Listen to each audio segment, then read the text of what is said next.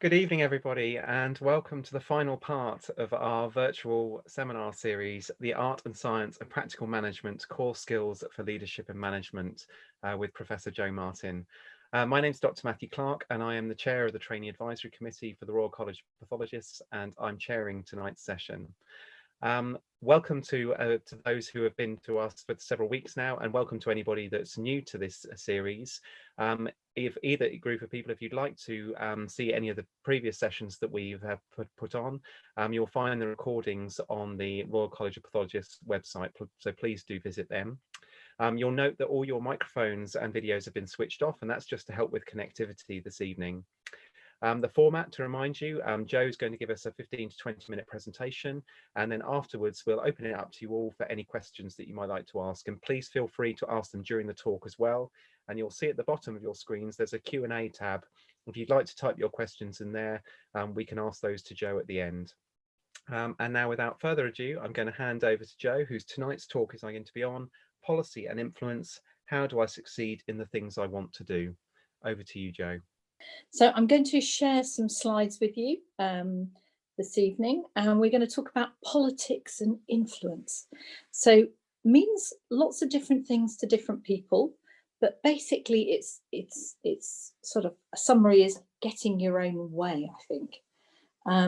And the areas where we're going to explore are knowing what you and others want to achieve, a little bit about power, authority and environment in terms of influence, knowing the particular tools that I found useful and you might too, and timing, and also most importantly the negative side. Don't undermine it. Don't undermine your influence. So this is Nelson, the golden doodle, and he is naturally appealing. He gets what he wants by using puppy eyes and natural charm. Now, most of us, particularly myself, are not that naturally appealing. And so puppy eyes won't do it, I'm afraid. When you're talking about what you want to influence and why, have a think about what are the objectives of your organisation. Do you know them? You probably don't. What is your boss? What's your line report? What are your membership expecting? Why are you wanting something that's different from your organisation? Or actually, do you want the same thing? And that's going to make it easier. If your objectives, if your own aims are aligned with your organisation, it's a lot easier to influence and to make a real difference in that setting. So do have a think about why you want to influence something, what you want to influence, and how it aligns. That's really important.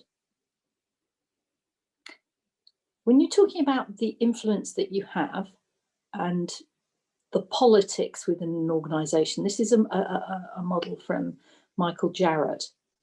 And he talks about the weeds, the rocks, the woods, and the high ground. And this is about informal and formal sources of power and individual and organisational levels of political activity. And basically, if you think about your own department, if you think about your own position, if you think about your own organisation, you'll just observe what goes on, and you'll see that some people might not have any formal power. They might not have a position of authority. They might not have a line management responsibility. They might not head up a division or an organisation, but actually they're very influential. And that influential power can come because of technical power. It might be that that's the only person who can do a particular activity. It might be that, so for example, it might be somebody in Path IT who's very influential. They can stop you doing something with your limb system or with your connectivity. They have technical authority, even if they don't have formal organisational power within your department. So people who really know what they're doing in a particular, very defined area might not have leadership positions, but they have informal power in that setting. And then you've got the politics. So you've got individual politics where somebody's wanting something, somebody wants to achieve something, and then you've got organizational level, larger level politics. And some of that also was what we were talking about organizational aims and objectives. The real achievements are where you can combine both the organizational politics and the formal source of power. That's the high ground. But most of us spend most of our time in the weeds, to be fair. Occasionally we might emerge into the woods and wander beneath the leafy trees for a bit as we get involved with organizational level politics. So an example for the medics might be the organizational politics might involve medical council, which doesn't have a formal position in the management of an organization, but it has a very strong political organizational level influence. Similarly, it might be the Institute of Biomedical Sciences or the Royal College of Pathologists. We might not have a formal role in the organisation, but in terms of organisational level politics, we have a very strong influence for our membership. And these are it's a framework that it's actually very useful to think through as you begin to think about what levers are you using at any one time and what's the environment like around you for what you want to achieve. A tool that is always useful is data and how you present it. So this is essentially presenting the same data from the RCPath workforce survey, the histopathology workforce survey, in two different ways. We've got it text-based, don't read it. And on the right-hand side, we've got it visually based. And that's being able to present data as information and present data in a simply and easily assimilated way. So saying that only 3% of departments have enough staff, you can say the same thing in lots of different ways, but say it as simply as possible and back it up with the data. Data is very, very powerful, and often people don't use it. Often people don't have it, but collect it and use it, and it increases your influence and the power of your influence considerably.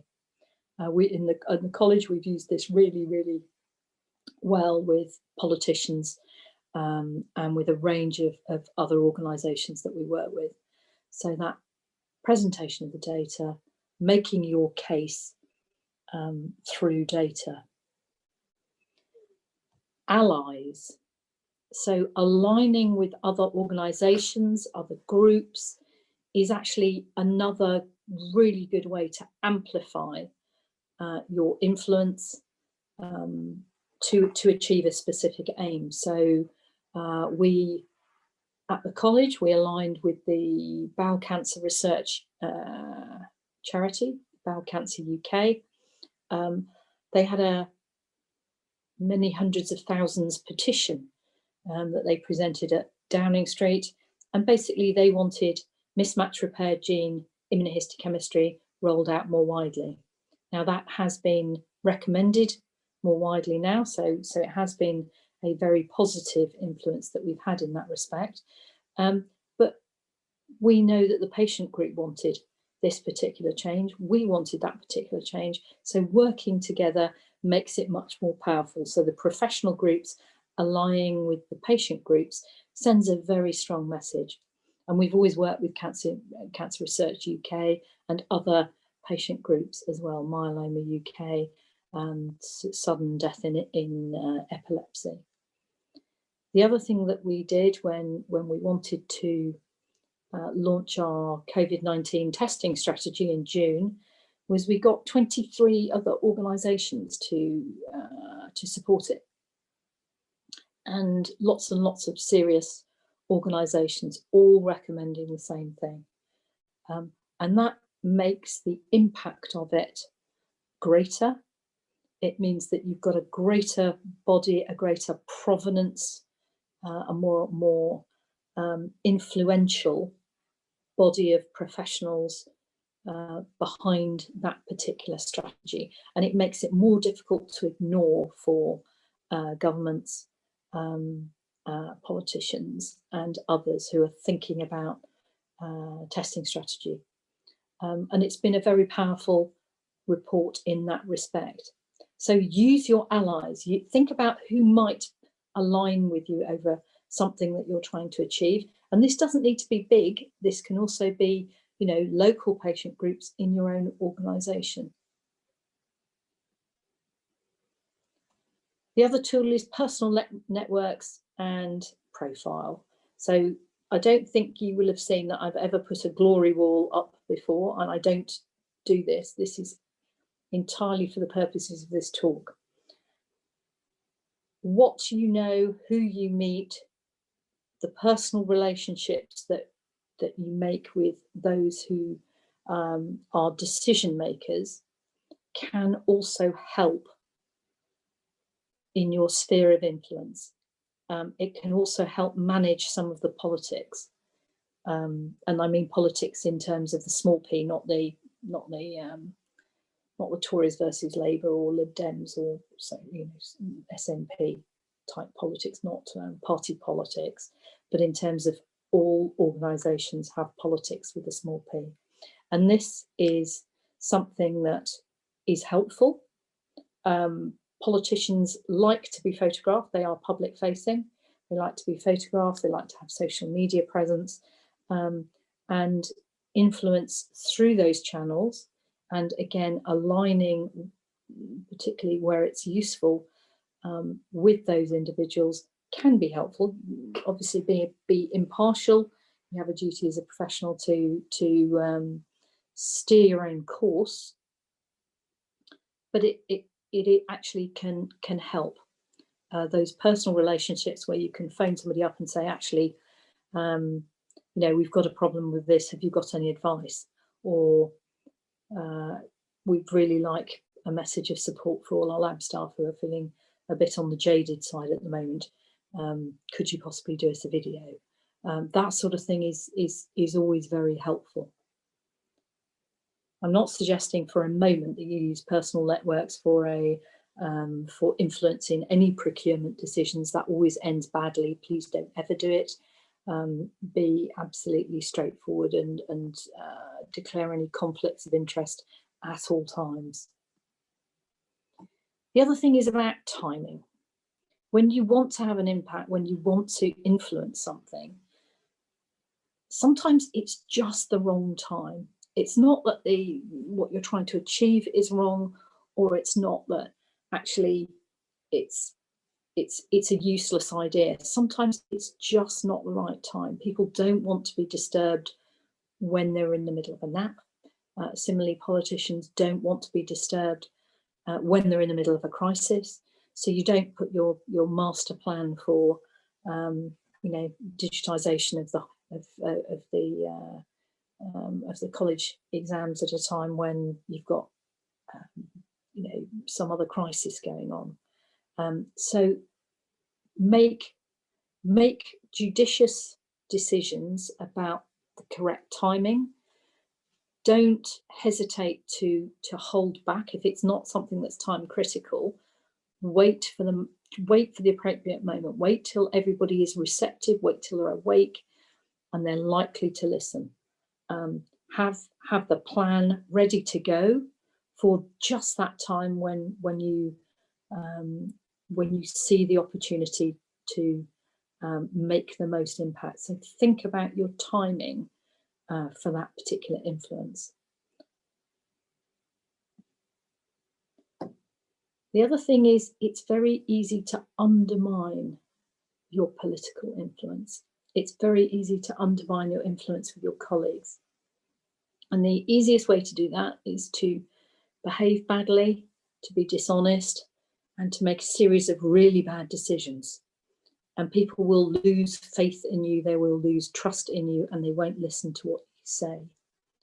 People are always watching you, and even if you think you know who's watching you, there's more people watching you, and not formally, not in a nasty scrutiny way, but people observe. You know which of your colleagues are reliable. You know which of your colleagues you'll make an appointment with and they're always late. You'll know which of your colleagues never do what they say they're going to do. But it undermines the influence that they have on you, and you may not necessarily trust them to deliver on a particular project because of the way they behave outside that particular project. So just be aware of that everything you do, particularly in management and as a leader, can have a positive or a negative effect on your influence. So think about that as you go about your business. People always notice. So I am going to say thank you there, and speak to hand back to Matt there. Thank you. Thanks very much, Jo. Another really interesting and useful talk, particularly at times like this that we're in at the moment, and particularly with our specialty as well, trying to sort of promote it and ensure the funding for the future and the future plans for pathology is so important. Yeah. Some really useful information you've provided us there. I'd like to open it up to the audience for questions. So if you would like to ask a question of Jo based on a talk, then please jot your question into the Q&A function. And we've had a couple come through, Jo, so I'll make a start. Thank you. Well, thank you, Shelley, for your first one. Do you think there is a difference between power and authority? So yes, I think you can have a lot of authority without having any formal power. And again, power can come in different formats. What some people mean by power is completely different to others. Accountability. If you when you're thinking about power, also think about accountability, okay, particularly at a personal level. So you might lead an organization, but you take the fall for it. If there's a problem, you head up that, and then it's your responsibility. So, you know, like the Spider-Man thing, with great power comes great responsibility. But I think authority is different. I think there are a lot of, you will think of a lot of people who are superb authorities, particularly in specialist areas, who have no formal power at all. And again, the way you talk about things, the way you disport yourself things, the way you use data can give you a great deal of authority, even though you don't have power, formal power. Okay, thanks very much, Jo. Thank you. We've got another question come through. What role does bias play in influence and undermining? Yes, okay. So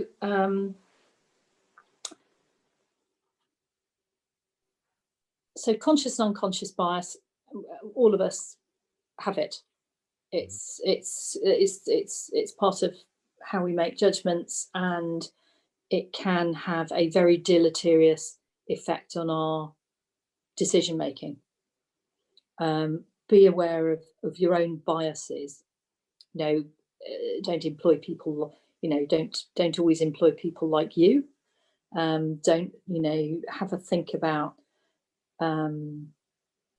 the wider thing. Go on, do some unconscious bias training. Please do that. There's some very good tools around actually to explore your own unconscious bias. In terms of, you know, you will know people who are biased in favour of or against particular things, and you judge them for it.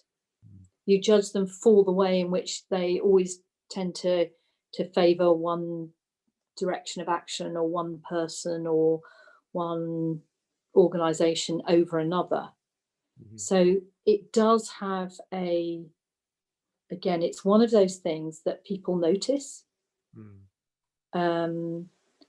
and you have to try to be as fair as possible. It can absolutely undermine relationships. It can lead to a lot of bitterness, particularly in commercial relationships. So declare any conflicts of interest, try and deal with those biases, personal bias, but also professional bias as well. So yeah, be very careful. Thanks, Joe. Thank you. We've had another question. Does the college have any resources to support learning in data visualization? Learning in data visualization. There are some very good textbooks on it. Okay. In terms of resources, I don't think offhand, I don't think we have. I wish I could remember the name of the book. It's something like How to Present Data or Data Visualization or something like that. There's quite a good guide to different ways of doing it. But in terms of the college, I don't know. We'll try and find some. I'll try and find a good YouTube video or something, or a good resource on it, and put it on the ECPD app if I can. Thanks, Joe. I wanted to ask, actually, you mentioned about people being reluctant to use data, and we don't use data enough. Why do you think that is? It can be a pain to collect. Yeah. And it's a lot easier to go, oh, it's all terrible, than it is to conduct a workforce survey and get the data. Yeah. And sometimes the data doesn't support your own personal bias in the fact that we're all overworked. Data can be really, really powerful. So in when I was managing imaging, we had two departments, both of whom were complaining about the other's workload. Obviously, they weren't doing any work, and obviously they weren't doing any work. And actually, just collating and publishing the data made it all go away. And that was very, data can shed light on stuff. But I think we're a bit naive. I think we say it's very easy to moan about stuff. Yeah. But actually, it's a lot more rigorous, and it's a lot more effective to get the data for it. And you'll never get a business case through. You'll never influence your workforce full-time equivalent levels by saying it's all dreadful. You'll need the data to do it. I suppose it's like thinking back to medical school. We were always talk about evidence-based medicine, and everything you do, you need to find evidence for why you're doing it. So I suppose it's an ethos that goes through when you're trying, even in the leadership and management things. You need evidence to back up what you're putting forward and things, and why you want to make a change, I suppose. Yeah. Thanks, Joe. We've had another question come through. What advice can you give regarding dealing with conflicting agendas between departments? The politics where two departments clash always seem to be very complicated. Yeah, always. Yes, I agree entirely. Sometimes taking a step back and saying, well, actually, we're on the same side. We're here for patients. If you're in the health service, we are actually on the same side. Sometimes getting to know the individuals can help. Yeah. I'm not suggesting sort of mixers and speed dating. I'm talking about sort of, just coordinated getting to know you type activities that might not be too confrontational, and M&M meetings, QI activities that are not overtly politicized, but looking at patient, and sometimes just getting a patient in the room sometimes will help as well. Hearing a patient's story, sometimes help unblock that. Lovely, thanks very much. Can be tricky though. And I wanted to ask you, from your experience, when you've got to a position where you've been able to being almost in a position of influence and almost in the power section. How you mentioned about the things you've got to think about with the undermining your position. How easy is it to maintain that position though with other things you want to influence with? Do you have to start from the bottom and do the groundwork up again with other policies and things, or are you, how easy is it to maintain that with connections and different politicians and things like that? Have you? I don't. I don't know. I think keeping in touch is very helpful. If you get a call from somebody out of the blue 2 years down the line who wants something, it's always a bit more difficult than somebody who just keeps in touch regularly. Yeah. So just how are you doing? Periodic. It's a bit like friendship. So if you want to maintain relationships, you do have to put a bit of effort in. Yeah. And it's time consuming, and sometimes it can be quite hard work. Yeah. And I'm not saying that my relationship is time consuming and hard work. Sorry, husband. It's just all joy. But it does, you do need to put some effort in, and maintaining that network, maintaining that influence longer term. When you're looking at simple things like, if you're looking at a speaker list, you can use people in your networks. Obviously, keep a balanced agenda and don't do it just for political gain. But a lot of the colleagues that you meet, a lot of the colleagues that you want to influence have a lot to offer themselves. Yeah. So make use of that where they are able to. Inviting somebody to come and speak keeps that contact. I suppose it's respecting the relationship that you're establishing. Yeah, really, absolutely. It's respecting and keeping it active when you don't want something as well as you. I sent somebody a text the other day saying, just to let you know, I don't want anything, but I was just thinking of you, and are you okay? I saw something on the news about them, and it was, I didn't start off with I don't want anything, but it was and that's what's most important, and that's I think can be helpful too. Thank you. And we've had a couple more questions come through. As a trainee, it often feels as though we don't have very much power or authority, formal and informal. It can feel very daunting approaching members of the department who are much higher up. Is there anything you could recommend? Smile and say hello. We're all human. It can be very daunting. Yes, I know. And I obviously I've been in the same, I haven't always been old and raddled and senior, brackets old. So I've been in the same position. It's got less hierarchical now, I think. You do have negative power, though. That you've got a lot of negative power. So if you make a complaint, if you filling in the survey, you have more power than you think. And you can use it and should use it appropriately to challenge things. When I said negative power, that's a perhaps not. I don't mean that pejoratively. I mean it's you've got the power to make interventions. Yeah.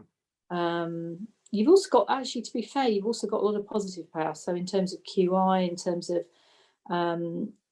terms of innovation as well. So just because you don't have a formal position doesn't mean to say that you don't have influence and you don't have power. And the more you build on your reputation for making stuff happen or creating good or making things better, the more likely you are to be appointed into formal positions of power. Yeah. And I suppose it was like you were saying about forming allies as well. So other trainees and things, and even depending on what the issue is, the other departments and things like that. So you can end up having developing a sort of a group of people who support the same sort of idea, and that can be a big factor in things as well. Yeah, I mean the other thing is don't be afraid to ask for help. If you're struggling with something, don't be afraid to ask someone. I mean, 99% of the 99.99 in pathology, obviously, percent of people are fantastic and really kind and helpful. So don't be afraid of people. Smile. Don't be afraid to compliment, not in a sort of sucking up type way, but if somebody's done something really impressive, say, that was really good, you know, Absolutely. enjoyed that, you know, great diagnosis, you know, it's not, don't be afraid to give compliments either. Good feedback is just as important, isn't it? Yeah, very much so. Look that, I And think. all of us, you know, all of us have long and grueling days, and just that one bit of kind feedback can sometimes turn your day into a really good one. Thanks, Joe. And we've had another question, slightly, well, quite a general question actually. How can juniors engage in leadership?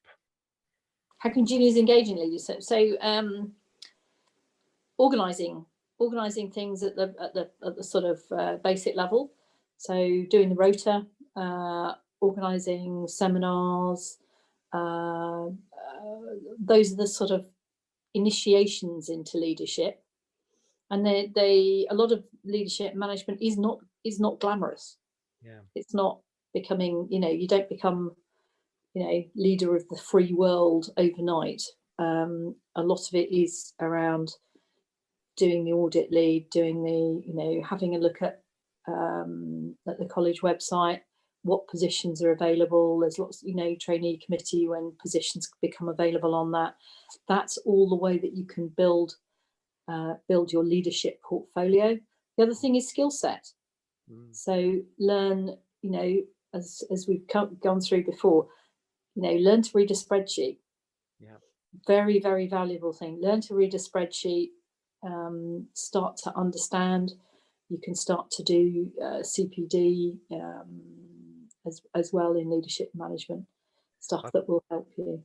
The one thing I've had from being the chair of the committee and the training committee is everybody has different backgrounds and different skills and things. That's so important. That's why being part of a committee is fantastic, because you could, there's people's skills that they don't realize they have and actually are fantastic in different projects. And it's like lab work and research. It's the same thing. It's coming together. You know, you're not an expert in everything, but you're just with a group of people that all have their own skills to bring to the table, really, which is really good.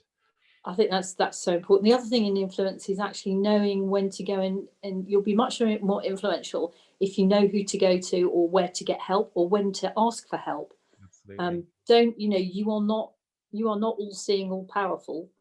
And saying, look, I don't know, but I'll go and find out, is actually really important. Or going to ask specialist expertise. It will only increase your influence when you make a sensible decision, or when you have good data, or when you have good information. Absolutely, because if you don't do that, you're in danger of undermining yourself and then end up and losing the influence that you have as well, I suppose. Yeah, don't busk too much. Thanks, Joe. We've had another question come through from Joanna. Thanks, Joanna. Have you got any good advice, tools for collecting data, particularly when we often are reliant on out-of-date IT or endless Excel files? Excel file. Yes, well, you know what, PHE, yeah, but I'm sure PHE is very happy with their Excel files. Good tools for collecting data, difficult. So SurveyMonkey is actually quite helpful, and because it presents it all for you. I actually bought myself a professional subscription on that one because it was actually very helpful at the time, and I needed larger numbers. So SurveyMonkey is actually very, very simple. There are other products available but that type of product can be very helpful. There aren't that many really good ones available. I started working on an audit app a little while back, and now I've stepped down. I hopefully have a little bit more time to actually nail that one. I've got all the wireframes all sorted. But yeah. Thanks, Joe. And I've just got one more question, actually. How do you, with all these sort of policies and things you're trying to change, how do you manage people's expectations about sort of timelines and things from your experience? Because I suppose people want things done quickly and things, and it can be quite a, you know, things are not always as straightforward, and particularly when you've got some perhaps influential people that you need to try and get on board with this, it can take a lot of time. How do you sort of manage that? So I think the first thing is manage yourself. So I have, you'll realise that I'm enormously over enthusiastic. I love my profession. I love what I do. And somebody says, "Oh, can you do this?" I go, "Oh yeah, that'll be fun. I'll do that." And then you end up working till 2 a.m, you know, 7 days straight to try and get it done because you're driven by guilt. So manage yourself in terms of promising. The wise people always say, under promise and over deliver. Mhm.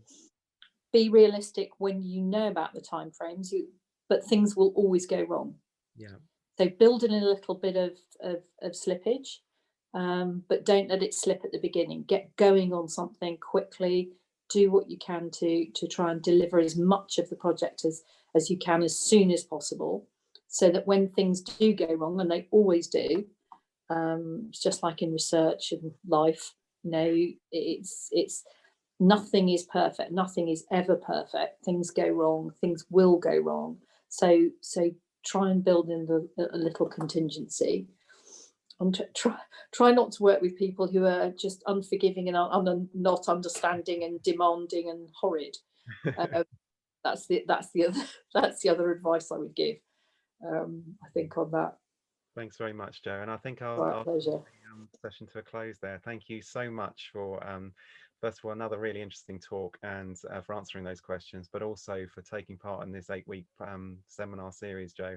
I know myself, I've learned an awful lot from this, and I hope our audience have, well, I'm sure our audience have as well. So thank you very much for taking up the time. I'm going to miss it a lot. Well, thank you ever so much, Matthew, and the team.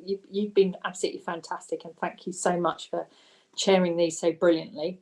And thank you particularly to the RC Path team, who have spent their evenings, happy Wednesday evenings, putting up with our last minute, my minute, changes of plan and all the tech. It's been a real pleasure. Thank you so very much. Pleasure, and thank you very much, Joe. And just to remind everybody, if you'd like to catch up on any of the previous talks, you can find them available on the website. And just to thank you all very much for joining us over the last 8 weeks, and good luck with your ventures into leadership and management in the future. Thank you very much. Absolutely.